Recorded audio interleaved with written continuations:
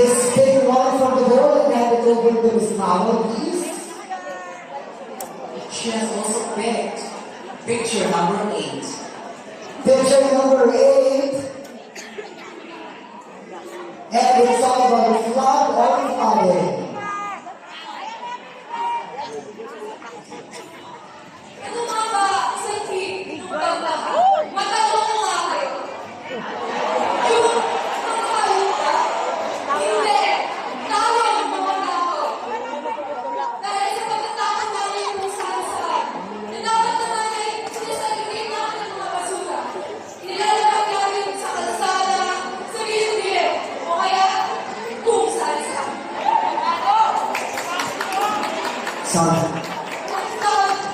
Ay napaka-nagri dahil sa ating mga Pilipino, hindi lang sa mga Pilipino, kundi sa buong bansa. Kaya nakakalaman ng paraan kung maiwasan ang mga ito. Isa sa mga paraan ay ang mag-segregate ng mga basura.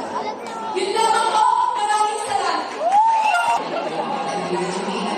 She has picked picture number 9. Picture number 9, please. Air pollution.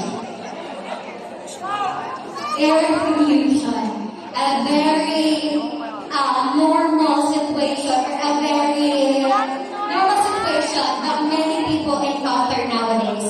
And the cause of this is our indiscipline in throwing garbage everywhere. Yung ating hindi pagkakaroon ng disiplina sa pagtatapon ng basura na kung saan ay nakaka-epekto sa ating mga kabataan, hindi lang sa kabataan, kundi pati na din po sa mga tao, sa ating kapaligiran. Ang air pollution po ang nagiging rason kung bakit madaming tao sa hospitals, madaming tao ang namamatay. Ang air pollution ay hindi lamang isang maliit na problema na inaawat ng mundo because it is worldwide and we need to stop this. We should discipline ourselves. We should learn to segregate garbages in order to protect our surroundings, our community. Thank you. Go. And She has picked picture number 3.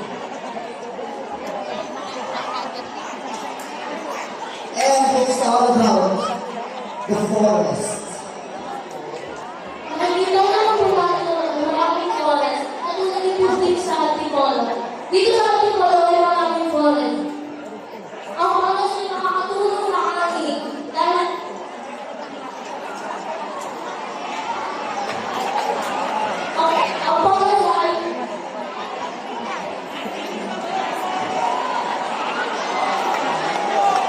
ang forest ay isang pagkakala na pwede natin puntahan.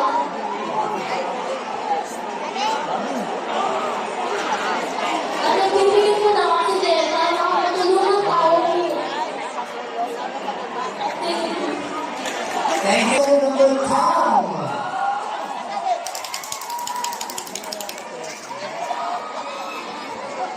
And she has picked picture number 1.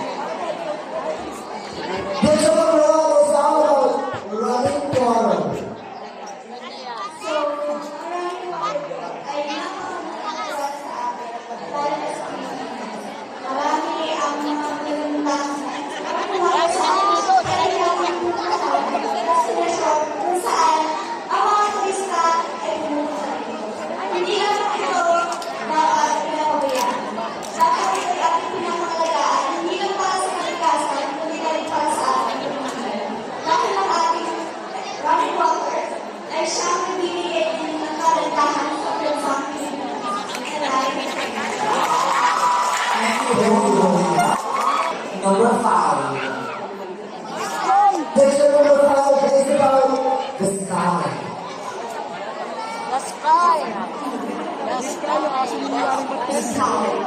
Isa lang ang masasabi ko sa sky.